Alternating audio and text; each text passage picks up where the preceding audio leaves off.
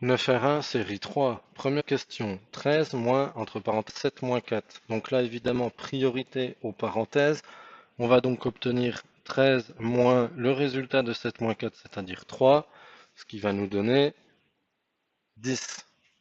Question 2. 13 moins 7, entre parenthèses, suivi de moins 4. Alors, 13 moins 7, ça fait 6, donc 6 moins 4, et on obtient 2. Donc déjà, là, on peut remarquer que on a les deux fois 13 moins 7 moins 4, c'est juste d'avoir mis des parenthèses à différentes positions et ça change le résultat. Donc quand il y a des parenthèses, on ne fait pas n'importe quoi, le résultat change. Question 3, 3 fois 14. Alors 3 fois 4, 12, je retiens 1. 3 fois 1, 3, plus la retenue, 4. Donc 3 fois 14 égale 42. 3 au carré, on n'oublie pas que 3 au carré c'est la même chose que 3 multiplié par 3, et 3 fois 3, 9.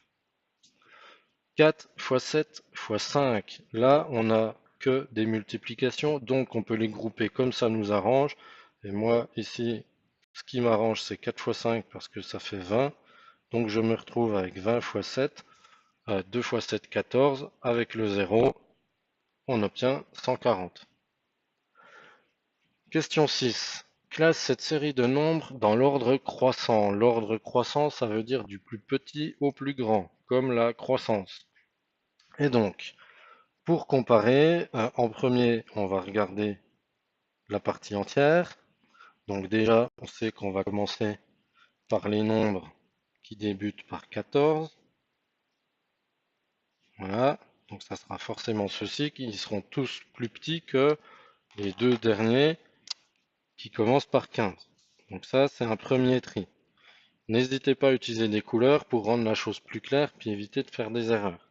Ensuite, voilà, dans la partie violette, donc les 14, il faut comparer 14,17, 14,07, 14,2, mais qui en fait peut être, on peut prendre 14,20 pour avoir le même nombre de chiffres après la virgule.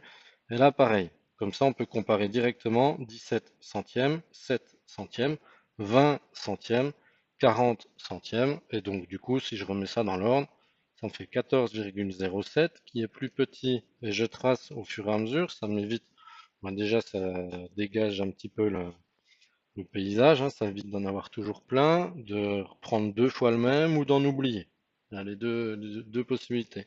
Ensuite, ça va être 14,17 qui lui-même sera plus petit que 14,20 et pour finir, ça va être plus petit que 14,40 et donc 14,4 en fait, hein, puisque les zéros là on les a rajoutés pour pouvoir faire la comparaison, mais ils n'y étaient pas au départ.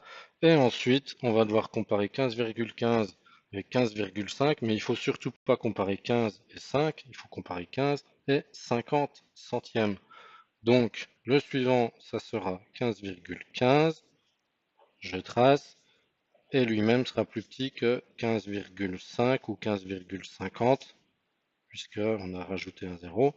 Voilà. Et à la fin, on s'assure que tout a été tracé, on n'en a pas oublié, et le fait de les tracer au fur et à mesure, ça évite aussi d'en prendre un deux fois.